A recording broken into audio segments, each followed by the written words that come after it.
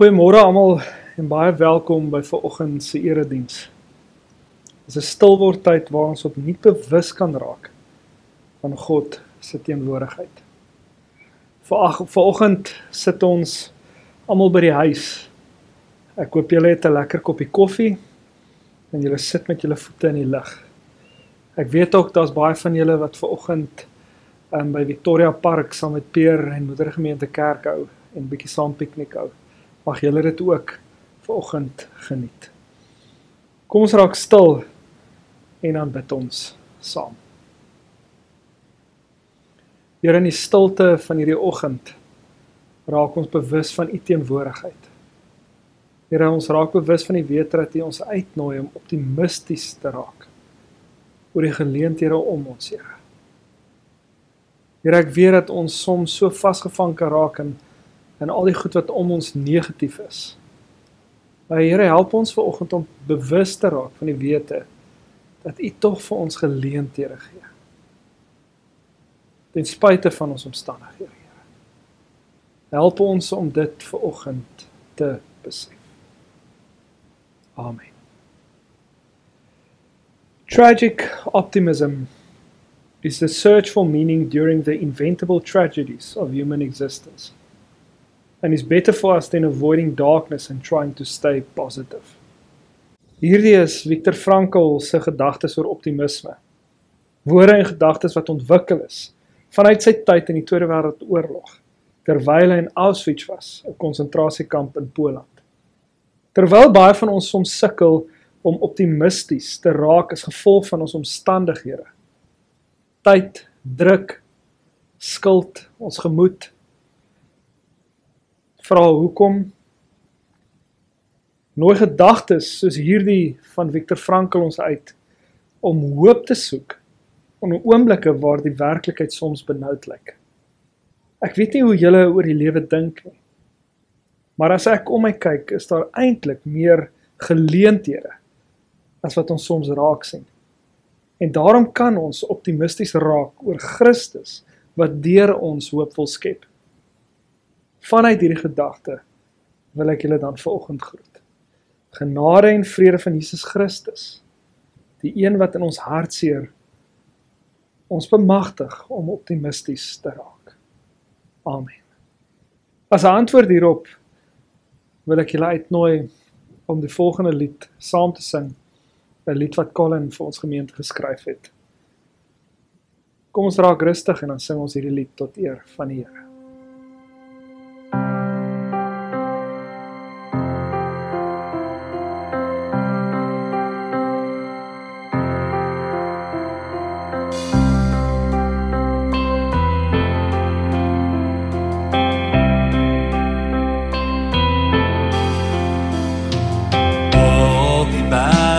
Waar sy hulp vandaan kom. My hulp is die Here, my lewe, my bron, my is my toekoms, my redder, en hom sal ek glo. My God is my herder, wat hier in my woon, ek besing, ek verklaar, hy het my sonde vergewe, my hart aangeraak, ek besing, ek verklaar, is die ewige lewe, die God wat my dra, is die ewige lewe, die God wat my dra.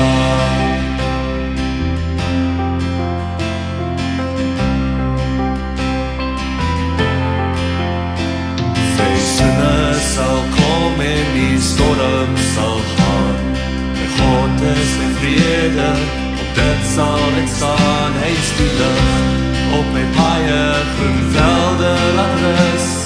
My God is my herder, wat lei die sy gees, ek besing, ek verklaar, hy het my sonde vergewe, my hart aangeraak, ek besing, ek verklaar, is die ewige lewe, God wat my dra, is die ewige lewe, die God wat my dra.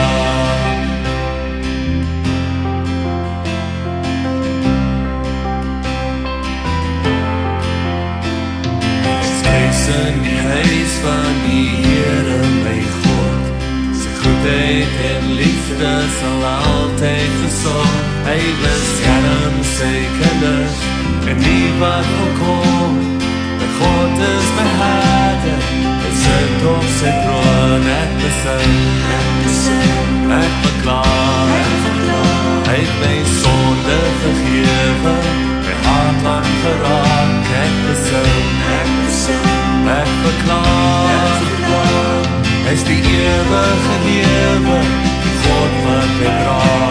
Hy is die ewige lewe, die God wat my dra.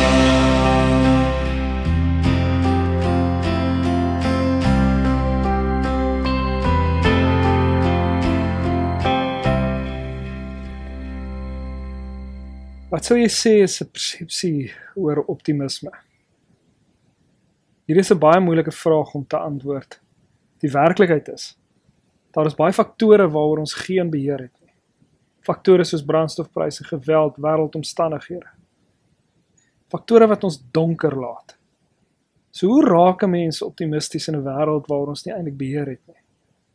Paulus skryf die volgende vir die gemeente in Filippense 1, vers 12 tot 26. Hy sê, ek wil hê julle moet weet, broers, dat wat my oorgekom het, juist die verkondiging van die evangelie bevorder het. Dit het daarop uitgeloop dat die hele keiserlike wag en al die ander nou besef, dat ter wille van Christus is dat ek 'n gevangene is. Deur my boeye is die meeste broers ook in hulle vertroue op die Here gesterk, en hulle waag dit al hoe meer om die woord van God onbevrees te verkondig. Daar is wel party wat Christus verkondig omdat hulle jaloers op my is, en iets teen my het, maar ander doen dit met opregte bedoelings. Laasgenoemdes verkondig Christus omdat hulle my liefhet en weet dat dit my taak is om die evangelie te verdedig. Maar eersgenoemdes maak Christus bekend uit selfsugtige en onsuiwere bedoelings. Hulle oogmerk is om die gevangenskap vir my nog swaarder te maak. Maar wat maak dit saak? In elk geval, of dit my bybedoelings is of in opregtheid, op allerhande maniere word Christus bekend gemaak en daaroor is ek bly.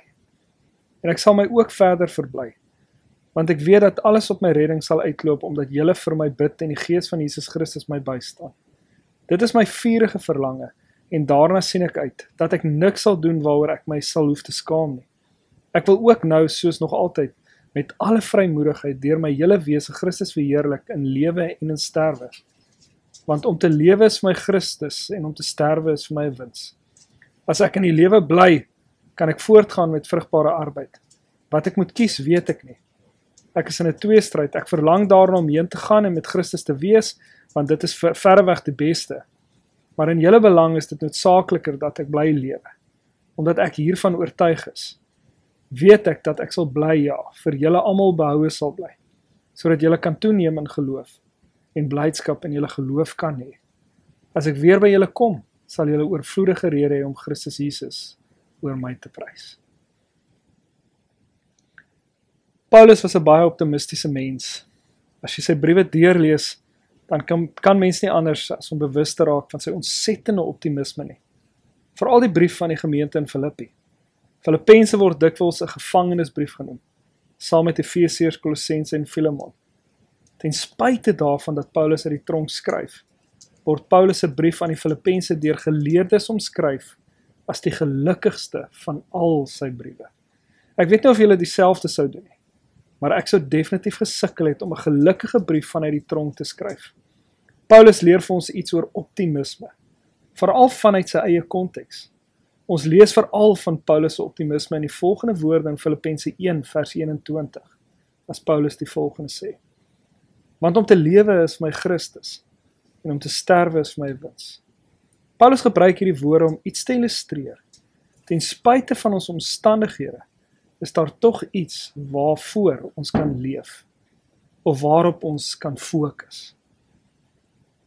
Terwyl Paulus in die tronk was, het Christus sy fokus, sy aandag help aftrek van dit wat sleg was. Dit is asof Christus hom gehelp het om te fokus op dit wat lewe gee, liefde, empatie, omgee. Paulus getuig vele kere oor die impak van Christus se liefde in die tronk. Ons lees ietsie van in vers 12 tot 14 as Paulus die volgende sê. Ek wil hê julle moet weet, broers, dat wat my oorgekom het, juist die verkondiging van die evangelie bevorder het. Dit het daarop uitgeloop dat die hele keiserlike wag en al die ander nou besef dat ter wille van Christus is dat ek 'n gevangene is. Deur my boeye is die meeste broers ook in hulle vertrou op die Here gesterk, en hulle waag dit al hoe meer om die woord van God onbevreesd te verkondig. Paulus help ons hier om iets te verstaan. As gelowiges word ons optimisme nie gedryf deur onrealistiese denke of verwagtinge nie. As gelowiges lê die krag van ons optimisme in Christus. Dit is juis Christus wat ons moet help om te fokus op dit wat saak maak. Ons gedagtes, ons denke, ons verwagtinge, ons hoop. En dit is wat Viktor Frankl sê as hy die volgende sê: Tragic optimism is the search for meaning during the inevitable tragedies of human existence, and is better for us than avoiding darkness and trying to stay positive. Terwyl die wêreld ons uitnooi om onrealistiese verwagtinge te skep, 'n valse optimisme te ontwikkel, help Christus ons om te fokus op dit wat saak maak. Baie soos hierdie liggies in my agterkant. Terwyl baie van ons net na die donkerte in die beeld vaskyk, nooi Christus ons juis uit om die lig te wees waar dit saak maak. Terwyl baie van ons net vaskyk in dit wat negatief is, nooi Christus ons uit om optimisties te raak oor die geleenthede om ons. Maar dit vra van ons om anders te dink.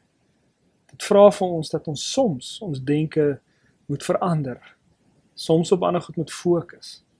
En dit is dan hier waar ek vir Maak gevra het om vir ons te help met 'n tool. The Human Operating System. For over 70 years, the organization I work for has helped individual leaders be their best selves. In fact, our goal and mission in life is to help the world be better led. In that process, we often help shape cultures of organizations and teams, or in our individual coaching work, we help individual leaders become better in how they approach life and the world. In that work, we have 13 core principles that we use. And today I'm going to run through the first of those in the Human Operating System. It's called the Mood Elevator. I find this to be an incredibly useful tool to help me when I go through difficult times, frustration, anger, annoyance, defensiveness, judgment. And those are all normal emotions that humans experience every day. The trick with the mood elevator is to recognize where you are and to move up into a place of gratefulness, appreciation, wisdom, or insightfulness. And that really does help with your optimism. The world's a difficult place, and every day we are confronted with a number of things that disrupt how we go about our daily lives. It doesn't matter where we work or what we do, all of us experience these emotions. The mood elevator was designed and founded by a man called Dr. Larry Sien, who's a colleague of mine based in California. He did his work over 40 years ago, and he was the first organizational psychologist to produce a piece of theoretical work that looked at how moods affect people's performance in the workplace and in their lives. The Human Operating System. So what is it? Well, it's a number of underlying principles in our methodology. Much of the work we do centers around the human operating system, and we help people go through a set of experiences when we work with them to highlight the 13 different elements that underpin what we call the human operating system. The first is a level of energy. Energy really is about managing your personal energy, and if you can do that, it leads to a healthy, high performance, and overall better life. While human energy is highly subjective, it's also incredibly powerful. Sometimes we feel we have plenty of energy to do what we need to do. Other times we feel short of energy, both at work, afterwards, and most importantly, when we arrive home. All of us during the week will go up and down with our energy levels. There are certain people around us that seem to increase our energy, and equally, there are those that seem to drain it too. We've all been on teams or in organizations or in family settings, or indeed, even at church, where our energy is absent or negative. And as a result, we don't feel as if we're giving our best. And some of us, sometimes, might even feel quite stressed. A lack of optimism, frankly, that everything's fatalistic, there's no way forward. We've experienced also the opposite, where there's a high degree of positivity, where there's creative energy. And often in those scenarios or circumstances, it doesn't matter when it's at work or school or even in our personal lives, that's when we tend to create the best results. And this is what I want to talk to you about today. Positive energy always isn't about high or hyper, it isn't about up and down, and isn't around huge amount of activity, okay? It's about being calm and reflective and creative. In the like manner, negative or non-productive energy can also be high and low. That's the strange thing about it. Worrying or depression, or even anger, frustration, or self-righteousness all require high negative energy states. So the interesting thing about energy is it can be high and positive, but negative energy can be equally high. And that's the thing we need to watch for. And this is really the thing I want to talk to you about today. We need to notice our energy. Since energy is a feeling, the one tool we have to help notice our feelings is called the mood elevator. So let's talk a bit about the mood elevator. Learning to identify the quality of our thinking and how we feel has a lot to do with something most of us see as unwanted distractions in our lives, our moods. It's funny, most of us would prefer to ignore our mood, which if you think about it is quite insane, given that our mood is a direct correlation to how we feel about most everything all day long.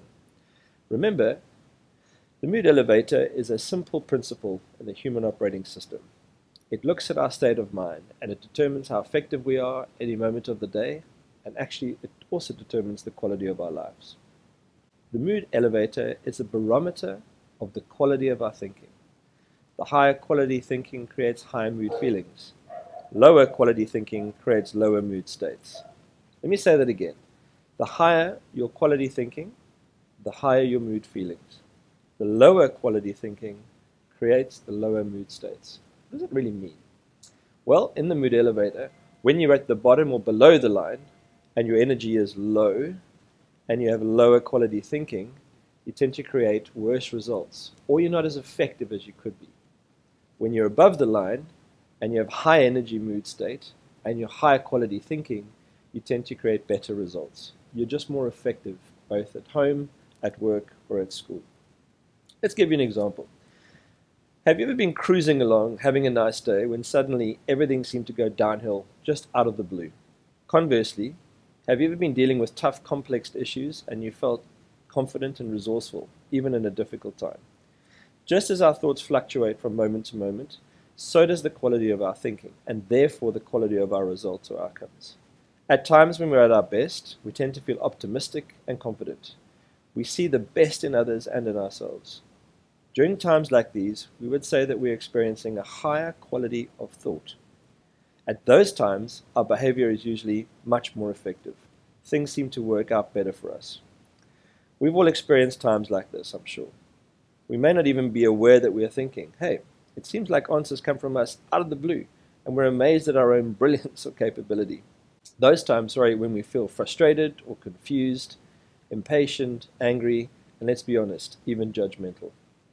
We tend to see the worst in others, we tend to see the worst in ourselves, and we tend to think there is no hope, there's no optimism, there's nothing we can do. When we feel like this, and this happens often, we are experiencing lower quality thinking or a lower mood state. Our behavior at these times is usually less effective. We often feel like our own worst enemy. So what to do? Well, here's how the tool works. I'm just like you. I'm a human, and every day I experience moods up and down the mood elevator. So sometimes I arrive in the morning, I might get out of bed and feel a little bit frustrated or irritated or bothered with the things I have to do ahead of me. Other times I wake up feeling patient and understanding, a sense of humor, even flexible or adaptive, looking forward to the day.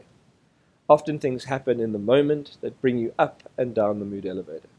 The difference is, I can recognize when I'm up and down the mood elevator, when I'm above the line, feeling positive and hopeful, creative, insightful, or just appreciative, or when I'm below the line, feeling defensive, insecure, judgmental, blaming, or even self-righteous. The mood elevator is a tool designed to help bring you to that consciousness. Where you are on the mood elevator, it helps you to pause and reflect, and all we ask people to do is move to the curious and interested space. Just to go to the middle of the line and say, hey, why am I feeling like this? What would get me above the line? What do I need to recognize in this moment or situation that I need to change? And just the mere act of stopping to think often helps people move above the line. And in that moment, higher quality thinking leads to better results and a more positive mood.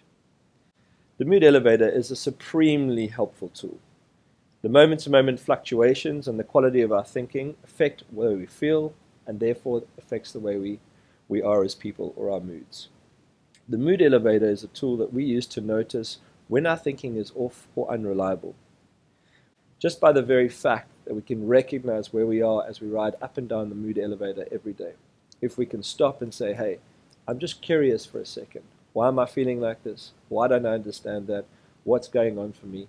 Just that act in itself tends to get us up the mood elevator a level or two. And as I said, when we're up higher quality thinking leads to much better outcomes and results.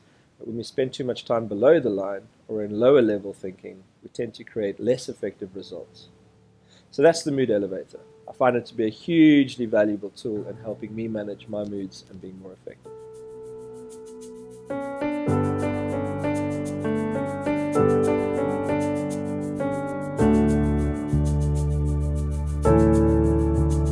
Hy is die bron van alle liefde, beloftes van die woord.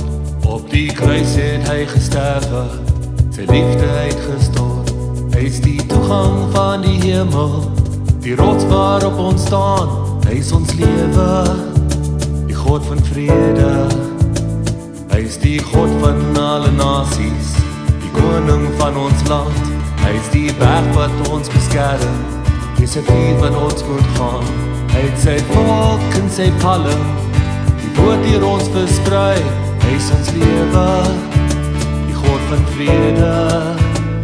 Hy is hier in ons harte, geloof in ons dader. Hy is hier ons belofte, geneesing van gebroke. Hy is hier ons verlossing, die oorvloed van genade. Hy is hier met ons, met ons. Hy is die lewe, weg en waarheid, die God wat in ons woon. Hy is die redder van ons siele, al die mag, die lof aan hom. Hy is die woord, die brood van lewe, die lig wat op ons skyn. Hy is ons lewe, die God van vrede. Hy is hier in ons harte, geloof in ons dader. Hy is hier ons belofte, geneesing van gebroke. Hy is hier ons verlossing, die oorvloed van genade. Hy is hier, hy is hier, hy is hier in ons harte, geloof in ons dader. Hy is hier ons belofte, geneesing van gebroke. Hy is hier ons verlossing,